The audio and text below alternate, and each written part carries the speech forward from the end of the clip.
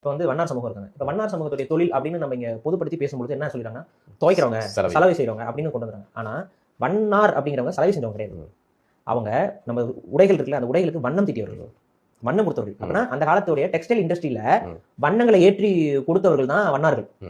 இங்க என்ன நடக்குதுன்னு பாருங்க. இப்ப நம்மள நாசம் பண்ணணும்னு நினைக்கிறவன் பன்னாட்டு நிறுவனங்களை கொண்டு வந்து அந்த தொழிலை பறிப்பா பாத்தீங்களா?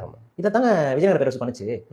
நம்ம வந்து அந்த சரிகைகளுக்கு வண்ணம் தீட்டி அந்த மாதிரி தொழிலை செஞ்சுட்டு இருந்த வண்ணார்கள் இருந்து தொழிலை புடிங்கி நீ இதை செய்யக்கூடாது, நீ துணி துவைக்கிற மட்டும் நீ வந்து இதை செய்யக்கூடாதுன்னு சொல்லி தடுத்தா அவங்களுக்கு அடுத்த கட்ட தொழில் என்ன இருக்கும்? அதோட சம்பந்தப்பட்ட துணி துவைக்கிற தொழில் அதுக்குள்ள போயிடறாங்க.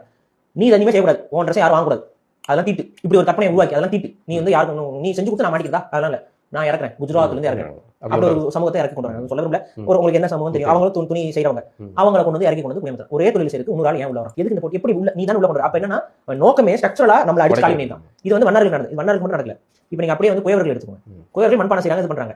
அவங்க என்ன சொல்றாங்க, நீ வந்து இது மட்டும் இல்ல, அவங்க சாமிக்கு செய்யறது, நம்ம இந்த சிலைகள் செய்யறது, தரப்பட்ட பொம்மைகள் செய்யறது எல்லாமே குயவர்கள் தான் பண்ணிட்டு இருக்காங்க. இவங்களையும் கொஞ்சம் சமூக ரீதியா அவங்களுக்கு சரியான இதுல கொடுக்காம அப்படியே தள்ளி தள்ளி தள்ளி வேற அதே அவங்க ஊர்ல பானை செய்யறவங்களை கொண்டு வந்து இங்க திரும்ப குடியமர்த்தி இன்னைக்கு அது ஒரு பிரச்சனை போயிட்டு இருக்கா. அவங்க ஒரு குரூப், இவங்க ஒரு குரூப், இவங்களை வந்து